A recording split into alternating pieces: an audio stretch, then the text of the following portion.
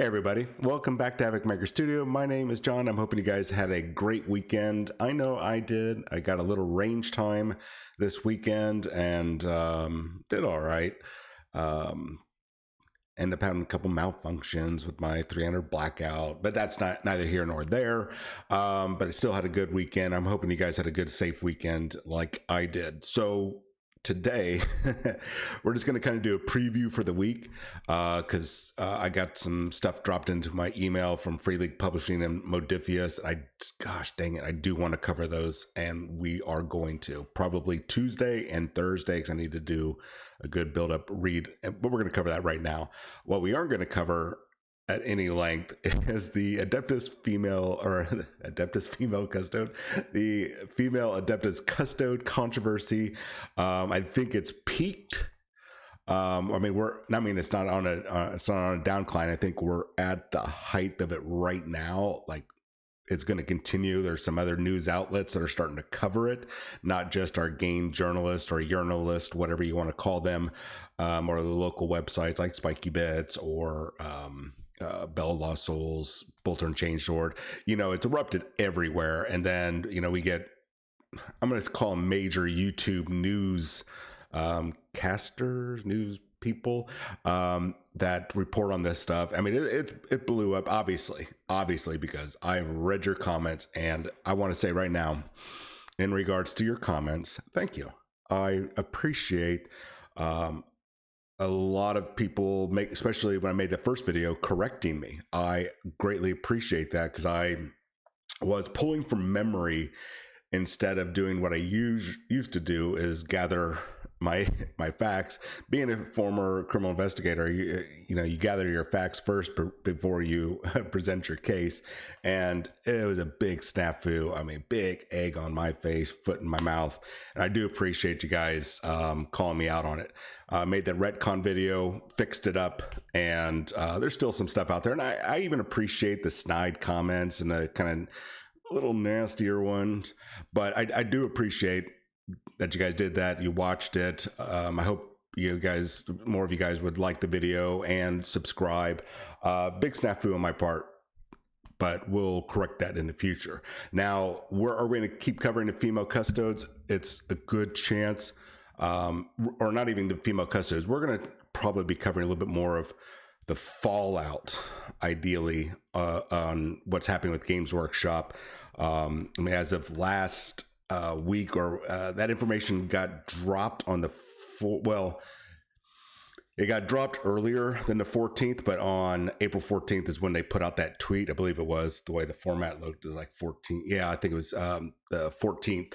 And GW, as far back as the 5th, was sitting at a pretty 130.69 per share. And now they're sitting at 121.10. So on the 15th, it dropped. It's kind of hard to tell, but it dropped about a point or two. I would say since the 14th, it's dropped about $3 per share at minimum. So because of this, we saw a lot of blowback for it. So we'll do a little bit more analysis and a little bit more evidence collecting before we do that video. So once again, thank you for your comments. I appreciate it. So let's cover just real quick some previews of some upcoming stuff from Games Workshop, Bolt Action, Free League Publishing, and stuff like that. So finally, the Tau Codex, which isn't a surprise. Usually when those, like the Kroot Warband or whatever box that came out a few weeks ago, had the Codex in it. And usually when that drops, it's usually within about a month that it appears that the actual Codex will drop. And here it is, Tau Codex. If you're a Tau Codex fan, go ahead and grab if you're a Tau fan and it's a must-have for you. You eat and breathe and live and die for the Tau Empire. Then go ahead and spend the 80 extra bucks or whatever for the Tau, the limited edition or collector's edition. For everybody else, just grab the regular Tau Empire book if you haven't already. Save yourself the money because that book is going to get used up, eat up, and probably be obsolete in about 2 years, I believe. So yeah, came out in 2023, so 2026. So yeah, just save yourself the money. But we're gonna start seeing models becoming going to singles. So anybody that was buying up that Kroot box, they were maybe worried about missing out. That fear to miss out. As usual, things are going to come out separately. So good on you for waiting.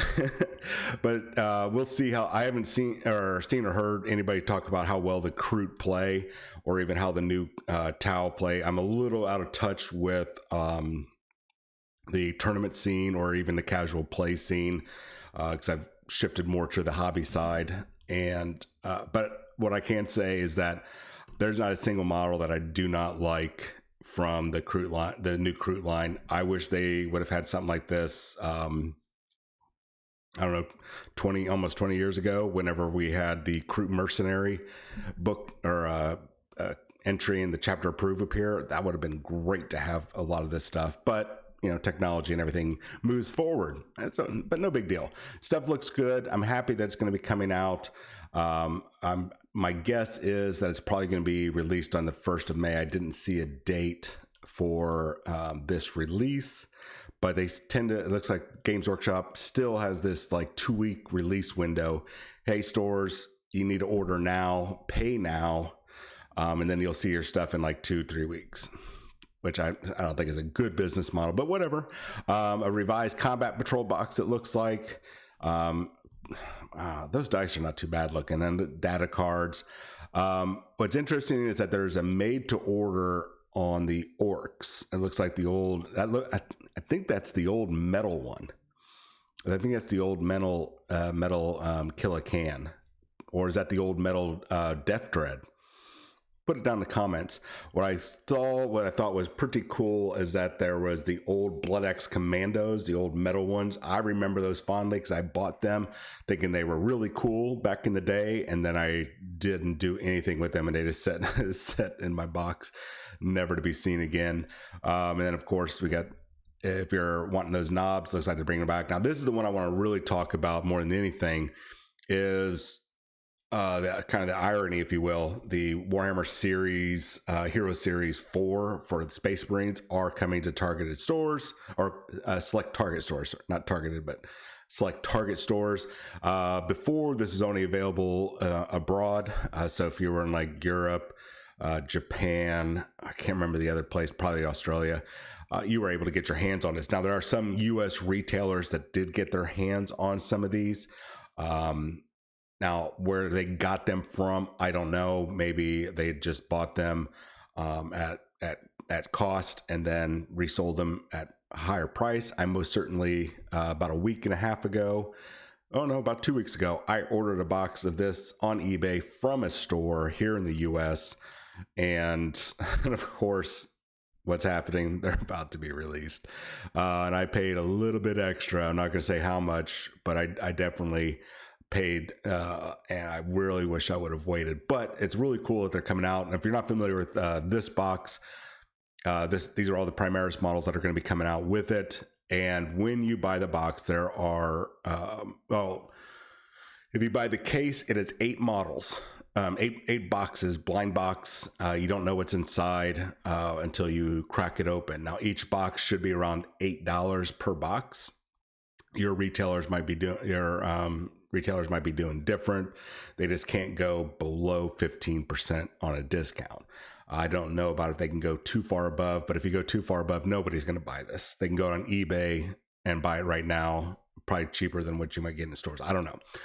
Anyway, so if you were just to buy the case, it should be around $60. Was that 8 times 7? Okay, so yeah, with tax and everything, should be around $60 ideally. You will get one of each character plus one extra. Since there are 7, you're going to get one extra random person. So it is still random blind draw. You don't know what's in it, but every case they say will have them. And when I open up mine, I got all 7 characters plus an extra the one in the back by the Eliminator. So I got 2 of those.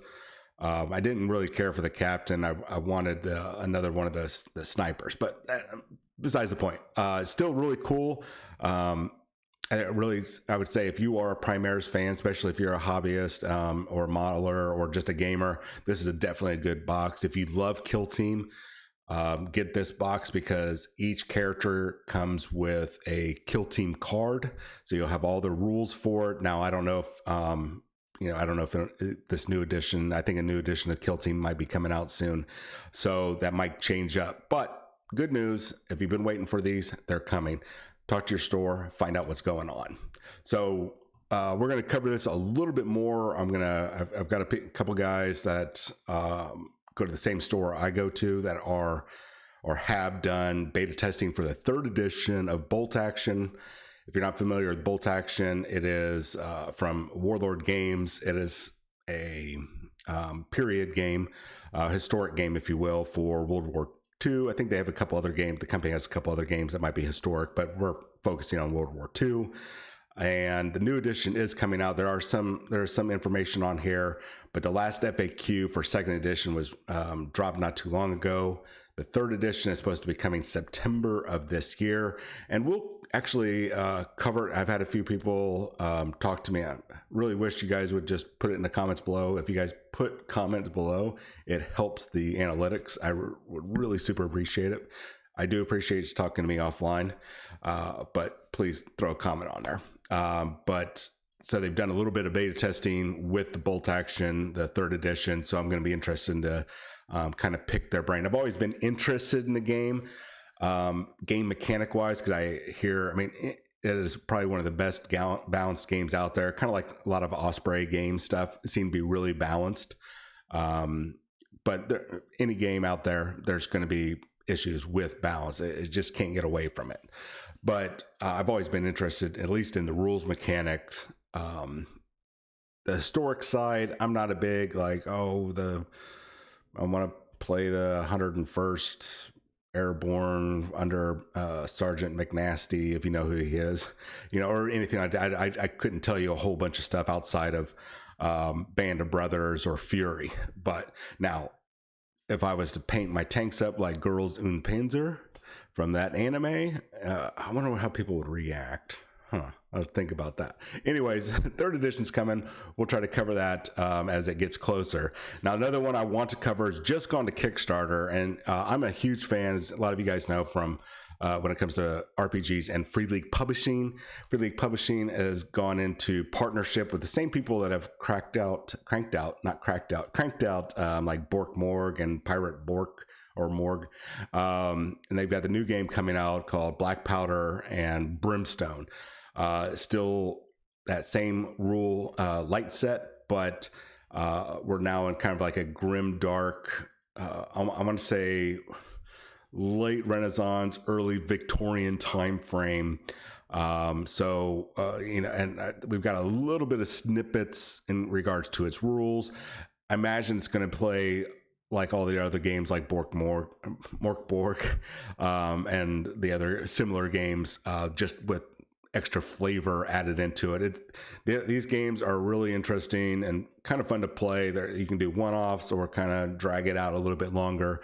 It's just an easy to get into game where you guys can just F around and find out. But I'm looking forward to it because I do like the art. Kind of reminds me of some of the Hellboy comic books. I don't even know how to describe it. But I do like the art, and I do like the idea of kind of an alternate history, so or something similar. So the creatures look good, the characters look good. I'm kind of looking forward to it.